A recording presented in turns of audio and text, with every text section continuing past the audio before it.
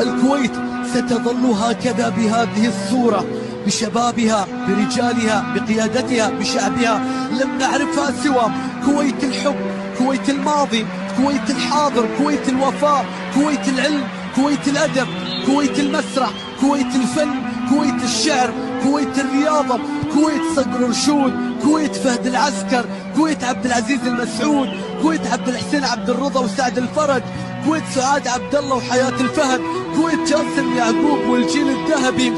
كويت الصوت الجريح عبد الكريم، كويت صوت الوطن المصباح، كويت بلبل الخليج نبيل شعيل، كويت سفير الأغنية الرويشد، كويت خالد الحربان، كويت الدكتورة سعاد الصباح، كويت سناء الخراز، كويت جثارة الخليج نوال، كويت مجلة العربي، كويت عالم المعرفة، كويت عبد الله المحيلان، كويت بس يا بحر، كويت درب الزلق،